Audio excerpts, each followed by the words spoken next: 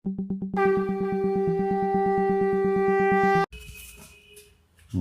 पुरुषोत्तम। आलोचना प्रसंग भाग 2 से 20 दिसंबर सन 1941 की श्री ठाकुर जी से वार्तालाप। केष्टोदा ने पूछा कि चलते चलते मनुष्य की एनर्जी शक्ति क्यों कम जाती है। श्री ठाकुर जी बोले, जो जितना विकेंद्रिक है अर्थात आइडियल आदर्श के प्रति पकड़ जिसकी जितनी कम है उसका जीवन भी उतना कम है, क्योंकि मनुष्य को आदर्श के पथ पर चलना चाहिए, अन्यथा वह प्रवृत्ति के पथ पर चलेगा ही। इसके सिवाय कोई तृतीय पथ नहीं है। प्रवृत्ति के पथ पर मनुष्य जितना चलता है उसकी एनर्जी शक्ति उतनी डिस्पेटेड अपव्ययित होती है। इसलिए लाभजनक एवं जीवनीय विषयों में वह स्वतः ही सलथ हो जाता है। प्रवृत्ति उसकी सत्ता का रस चूस लेती है, इसलिए सत्ता संवर्धनी प्रचेष्टा में उसकी त्रुटि आ जाती है। जैसे यदि तुम्हारे शरीर में रक्त क्षय कारक कुछ रोग बीजाणुएं अपना घर बना लें तो उस समय वे तुम्हारा रक्त पीकर पुष्ट होते रहेंगे, जिसके फलस्वरूप तुम्हारे शरीर के पोषण उपयोगी रक्त में कमी आ जाएगी। यह निश्चित है। आइडियल सेंट्रिक अर्ज, इष्ट केंद्रिक आग्रह है मनुष्य की सारी शक्ति का उत्स। वह अर्ज आग्रह नहीं रहे तो एनर्जी शक्ति नहीं रहती है, और एनर्जी शक्ति के नहीं रहने पर वह डिप्रेस्ड अवसन्न होता है, अपटु होता है। वार्तालाप हो रहा है, उसी समय आलिमद्दी ग्राम का एक मुसलमान आश्रम होते हुए रस लिए जा रहा है। श्री ठाकुर ने देखकर कहा, ठहरो, तुम्हारे हाड़ी में क्या है? आलिमद्दी बोला, रस है। श्री ठाकुर जी बोले, अच्छा है तो? आलिमद्दी बोला, जी हाँ, गाछ का प्रथम रस है, मधु की तरह मीठा है और देखने में बहुत साफ है, यह देखें। यह कहते हुए उसने हाणी उनके सामने बढ़ा दी। श्री ठाकुर जी बोले, माल तो खूब बढ़िया मालूम हो रहा है। और क्या तुम पियोगी? सैल माँ बोली, इतना सवेरे पीऊंगी, मुख भी नहीं धोई हूँ, कपड़ा भी नहीं बदली हूँ, इष्टवृत्ति भी नहीं की है। श्री ठाकुर जी बोले, अरे पगली, पीना है तो जल्दी काम समाप्त कर आओ। आंख भाव चलाते हुए, ऐसा भार माल अब नहीं मिलेगा। सैल माँ बोली, देर होगी, आज छोड़ दें। श्री ठाकुर जी बोले, ओ अलीमद्दी, तुम जाओ, वह नहीं पिएगी। अलीमद्दी जाने के लिए उद्यत हुआ। सैल माँ बोली, मैं कह रही थी कि कुछ देर होगी, उतनी देर तक क्या वह ठहरेगा? श्री ठाकुर जी बोले, तो यह कहो, तुम्हें पीने की इच्छा है, उतना नखरा क्यों करती हो? पियोगी तो जल्दी आओ। सैल माँ दम मार कर दौड़ गई। सभी लोग हंसने लगे। श्री ठाकुर भी साथ साथ हंसते रहे। थोड़ी देर के बाद सैल माँ एक लोटा लेकर आ उपस्थित हुई। अलीमद्दी ने रस छान कर उस लोटे को भर दिया। सैल माँ घट घट कर एक लोटा रस पी गई। श्री ठाकुर और उपस्थित सभी लोग तृप्त हो देखते रहे। ओ अलीमद्दी, और एक लोटा भरो, हंसकर श्री ठाकुर जी बोले। अलीमद्दी ने और एक लोटा रस दिया। सैल माँ ने रस को धीरे धीरे पीकर खत्म कर दिया। पीने के बाद विस्फारित नयनों से श्री ठाकुर को देखती रही।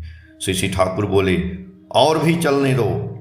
सैल माँ व्याकुल स्वर में बोली, और नहीं ठाकुर, अब नहीं पी सकूंगी। श्री ठाकुर जी बोले, मीठा कैसा है? सैल माँ बोली, खूब मीठा है। श्री ठाकुर जी बोले, ऐसी चीज हर दिन नहीं पाओगी, दिल भर कर पी लो। सैल माँ बोली, और नहीं पी सकूंगी।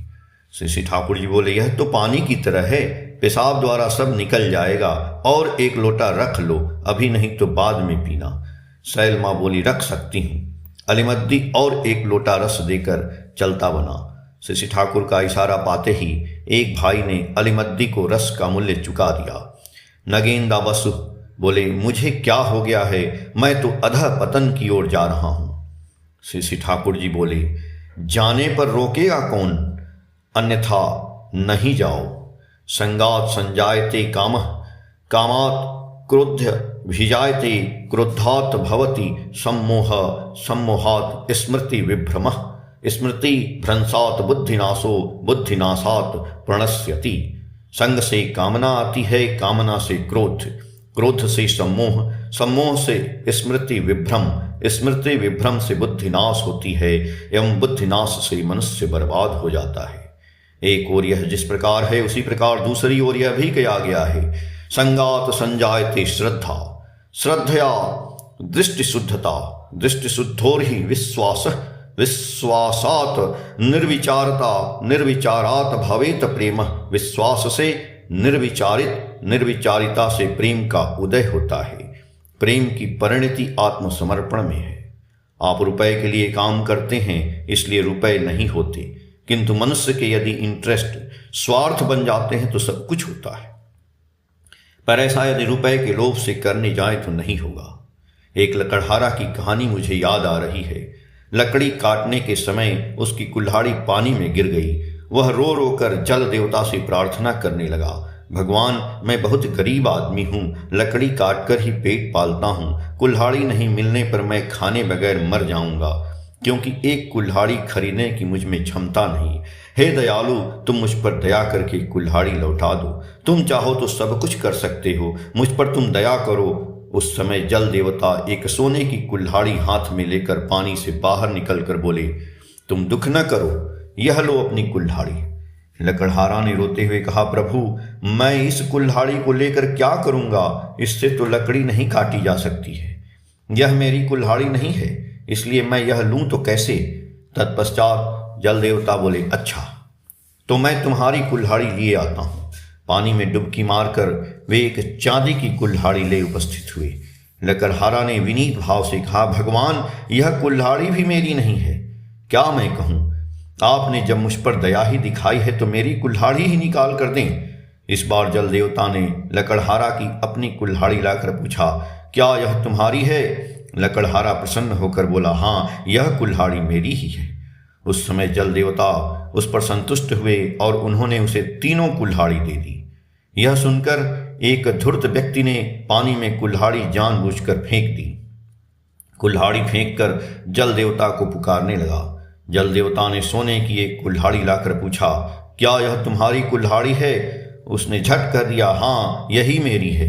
तत्क्षण देवता अंतर्निहित हो गए और वह अपनी कुल्हाड़ी तक भी नहीं पा सका।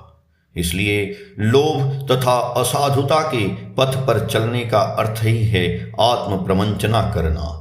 ऐसा काम बेवकूफ या बिना माथे वाले लोग ही करते हैं। जिसे थोड़ी भी बुद्धि है वह परार्थ को स्वार्थ बना लेता है। सत्यता के पथ पर चलकर वह कर के पाना चाहता है। कर के पाने की बात सुनकर जो घबरा जाते हैं, वहां समझना चाहिए कि ऐसे लोगों के माथे में घूड़ लग गया है। उन्हें दवा कराने की आवश्यकता है। खींच खांच कर उन्हें काम में लगाना चाहिए और उनके पीछे लगे रहकर कामों के जरिए उन्हें कर्मठ बना देना होगा। Nothing succeed like success. साफल्य की तरह दूसरा कुछ सफल नहीं होता है। साफल्य का एक नशा होता है। यदि एक बार भी मनुष्य सफल होता है तो उसके जरिए उसे एक आत्म प्रसाद मिलता है। इस प्रकार नाना मामलों में आत्म प्रसाद लाभ से वह धन्य होना चाहता है।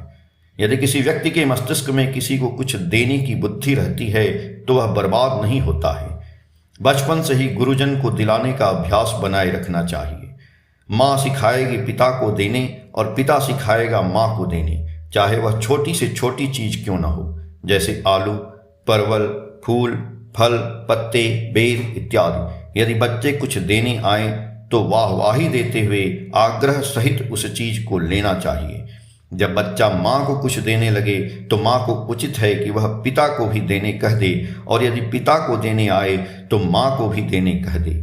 माँ की अनुपस्थिति में पिता को अपनी संतान से उनकी माँ के विषय में ऐसी लोभनीय बातें करनी चाहिए जिससे माँ के प्रति श्रद्धा, व्यक्ति प्रेम तथा उसका हृदय भर उठे, और माँ को भी पिता के विषय में ऐसी बातें करनी चाहिए।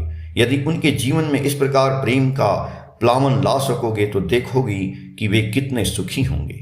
तुम लोग भी कितने सुखी होगे। उस समय प्रत्येक का घर देवता का मंदिर बन जाएगा। क्या ऐसी आशा रखना मेरी पागलपनी है? इतनी आशा करना क्या मेरे लिए अन्याय है? बातें करते हुए उनका मुखमंडल आवेग से भर उठा, सबों का अंतर्भाव से भरपूर हो गया।